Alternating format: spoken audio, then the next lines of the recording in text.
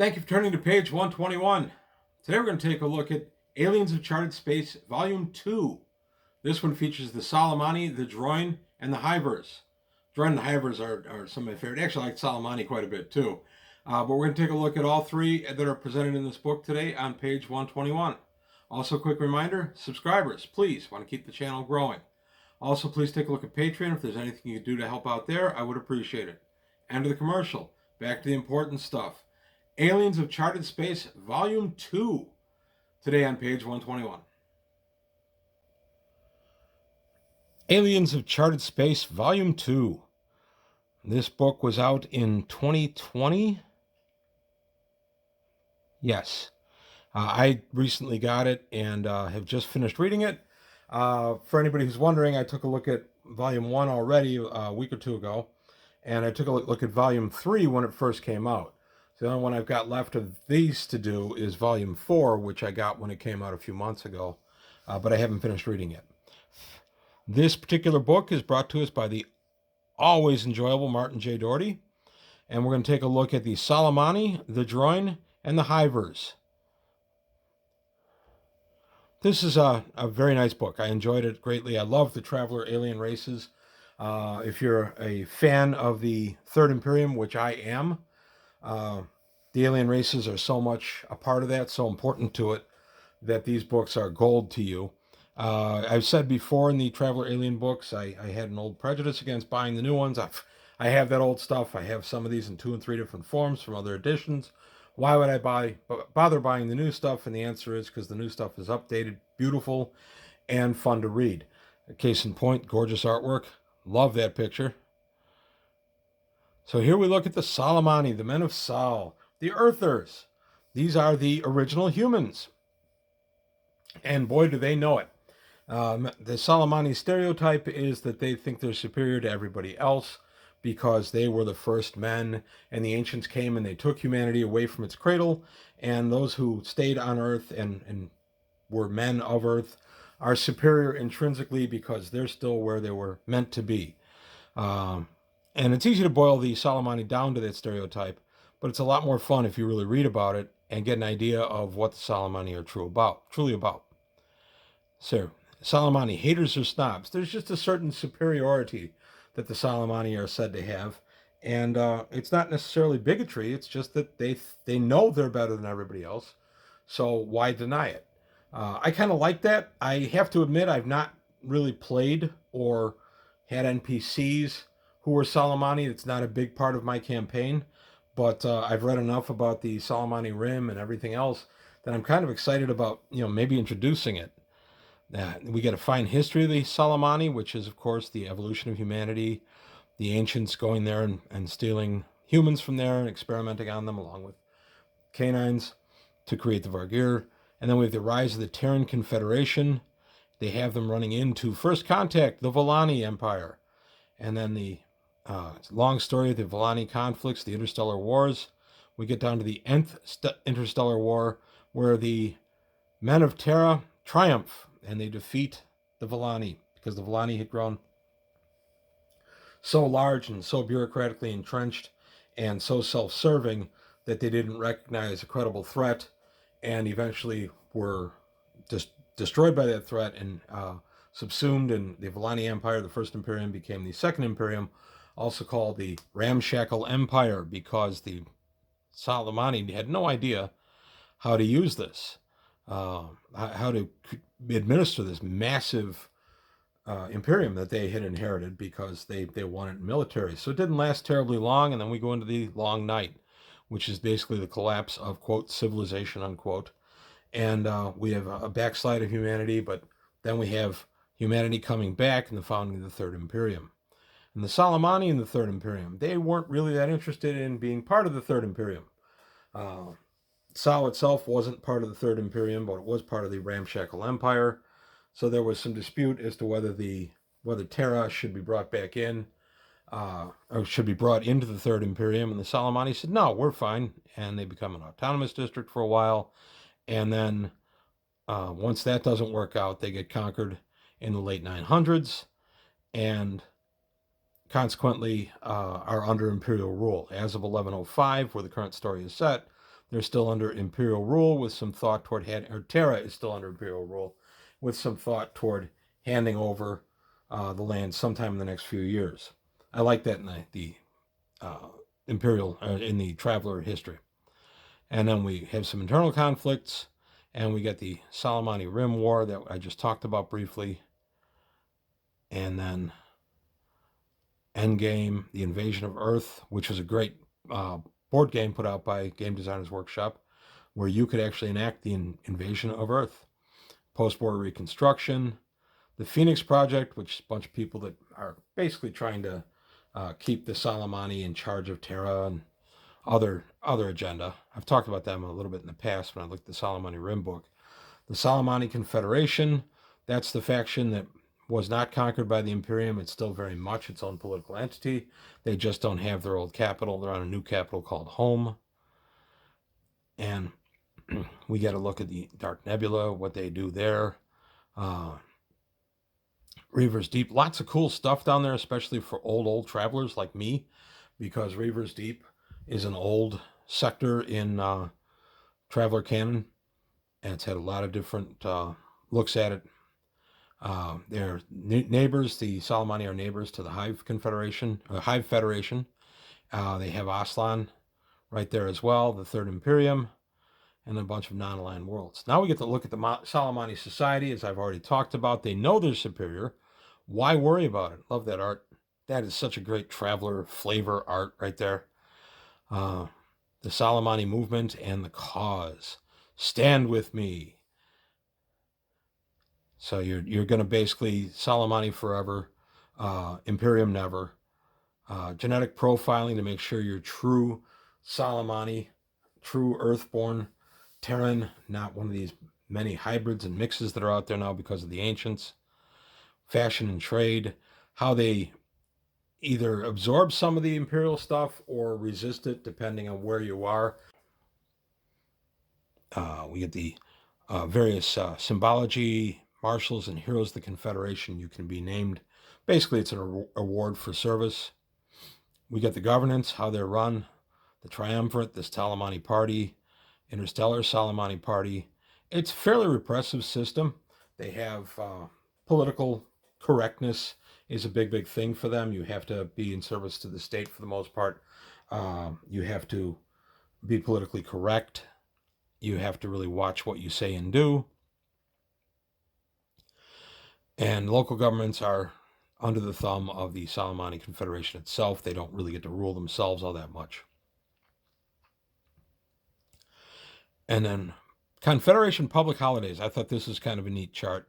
We get New Year's Day, Liberation Day, Leap Day, once every 4 years, Public Vigilance Day, Festival of Earth, which is Near Earth Day, which I thought was kind of cool, Navy Day, Ivan Wolf's birthday, Soleimani Day, Terran Heritage Week, Remembrance Day, and Belafron.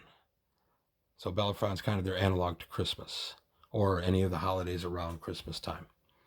And we get a look at the Confederation Armed Forces. These make good, complicated bad guys, if that's what you're looking for. Take a look at the Soleimani Rim book as well. I looked at that a few months ago on the channel.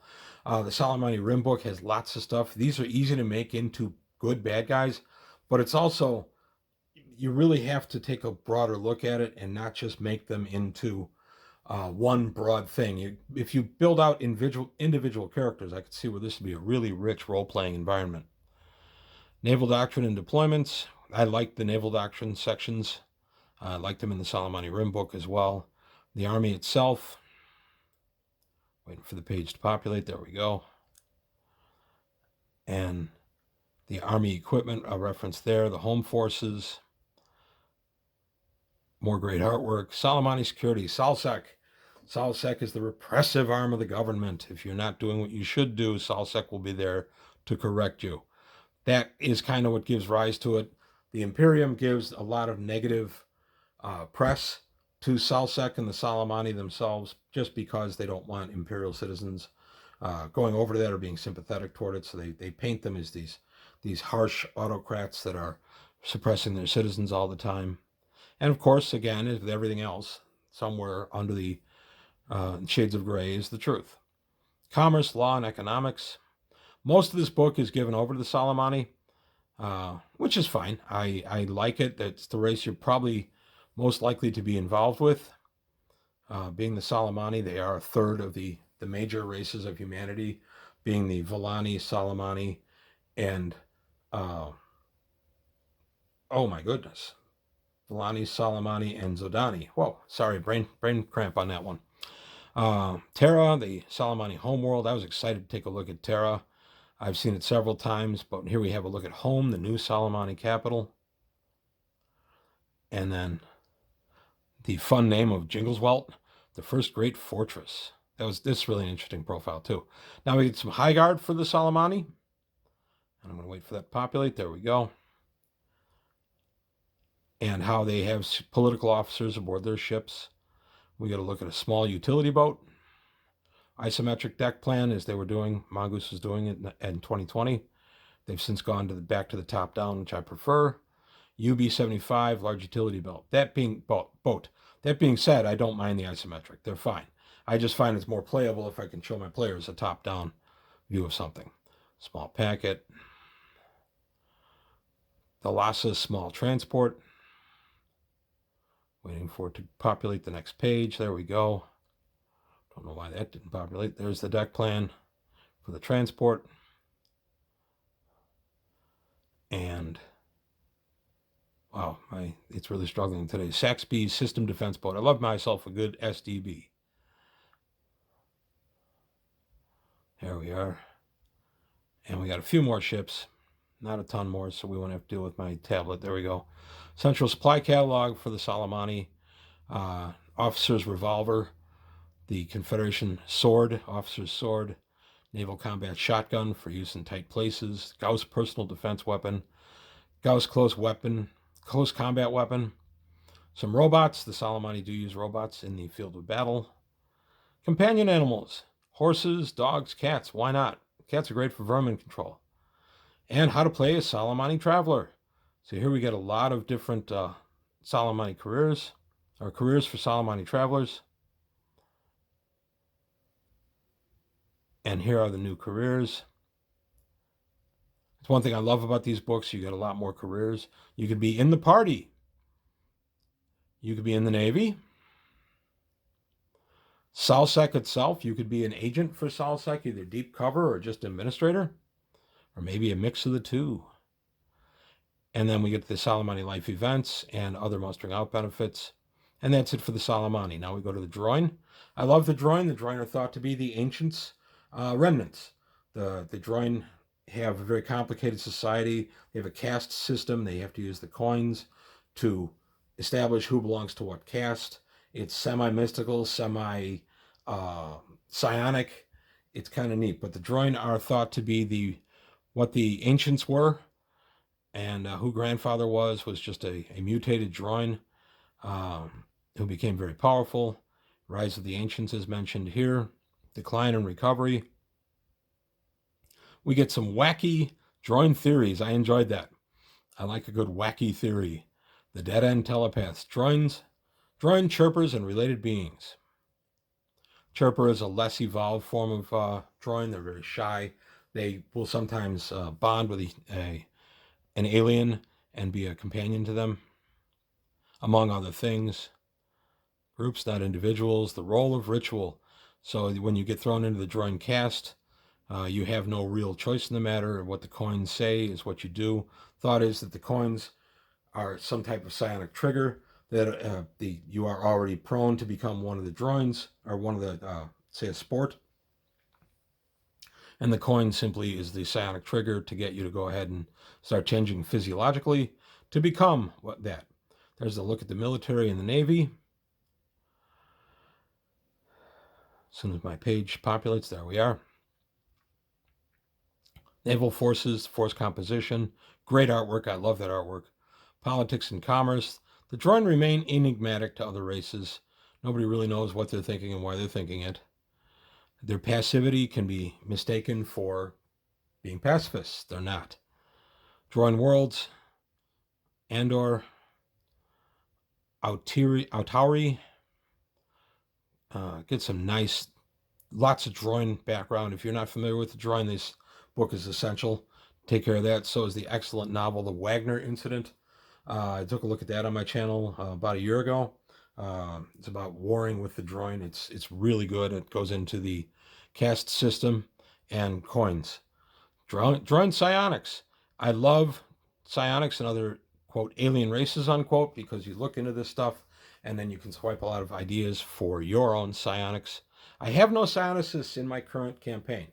I'm actually okay with that because my last couple of campaigns I had some, and they become a little overwhelming against the other players. Sometimes you have to be really, really careful about how you DM them, GM them.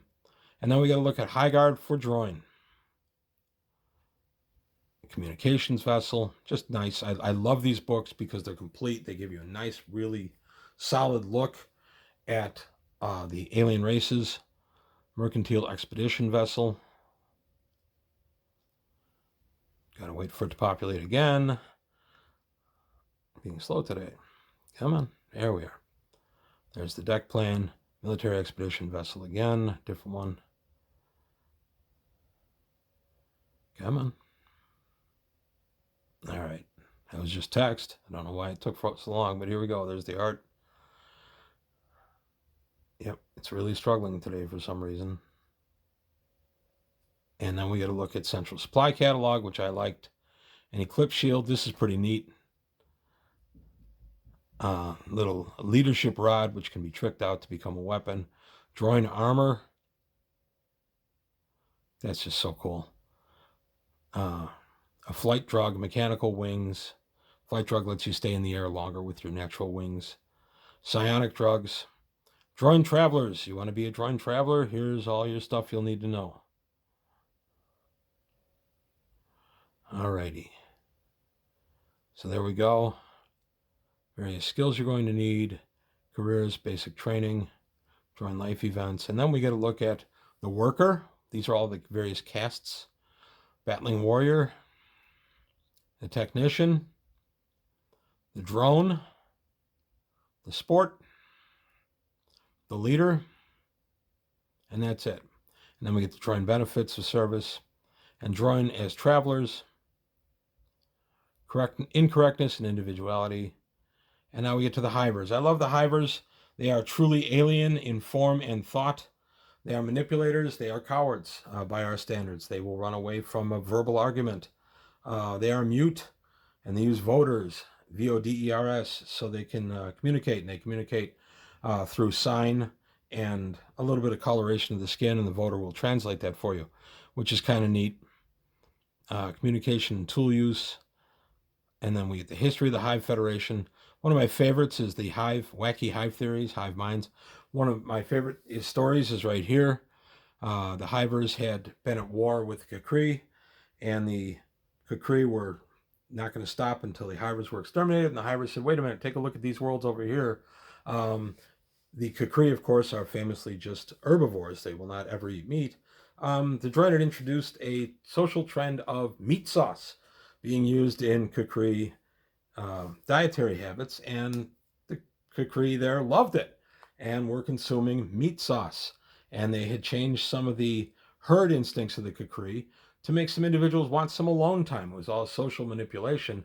And the droid said to the Kukri, hey, you mess with us, we're going to do this to the entire race. Kukri backed off and sterilized the worlds the droids had contaminated and moved on from their war. They maintained an uneasy truce. There's the conflict with the tree that tells the story. I love that story. And then we get the various races. The Hive Federation will kind of take races in and make them members of the Hive Federation. And then they will just become partners. They don't conquer anybody. The most famous, of course, are the Ithklur, the famous Ithklur Marines. Really brought out a lot, and they've been around since the earlier days of Traveler. But Ithklur Marines got a real good look in one of the alien books of Traveler of the New Era. I'll probably be taking a look at them as part of my 30th anniversary New Era book stuff. And then we take a look at modern Hiver society, the military and the Navy. The Hivers use a lot of robots. They use a lot of automation on their vessels, more than the Imperium does. Commerce and exploration, they are traders. They like to trade goods and services. There's a look at the Federation itself. The hivers become really important in Traveler of the New Era because they are trying to help the humans get back out into space and uplift themselves. And whether that's for a manipulation to make the humans in that area another Confederation race, or just because they need security in the area, we don't ever find out. But it was one of the better questions of Traveler of the New Era. Hive Young Worlds, and then we get to look at Hiver Worlds. Just a really good book. I like the Hiver a lot. Only used them in the New Era books. I don't ever remember having Hiver because I play mostly behind the claw in the Spinward Marches. I don't remember using Hiver there, but I do remember using them quite a bit as NPCs in Traveler of the New Era. They were very important in that.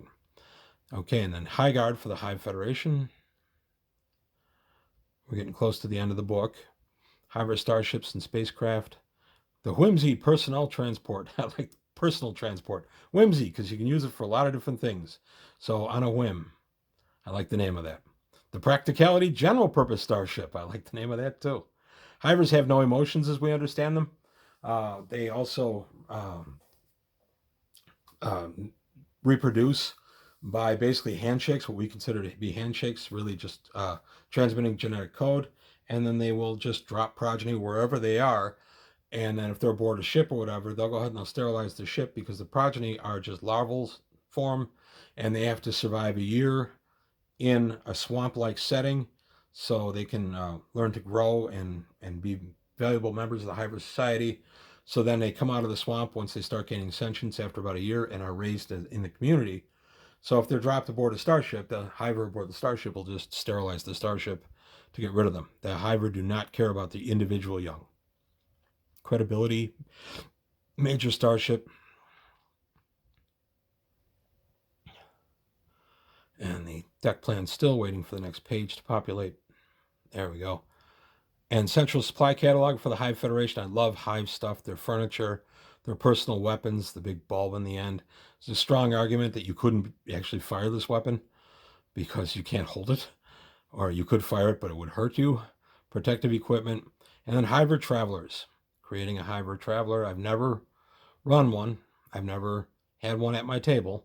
I've had them as NPCs, but never as players. And how you go through your various nests, and the nest is very important because they're a very social group. We have the academic career, the generalist, the manipulator. Manipulation is very important. Merchant, and Hivers as travelers. So how you play them, it can be quite a challenge. And then, of course, the last page telling us that Volume 1 is available now. So there you have it. That's a real quick look at Volume 2 of this. I have loved all of these. I've read 3 of the 4 so far of the Aliens of Charted Space books. I really enjoyed them. I know book 4 is what we call in Traveler the lesser races.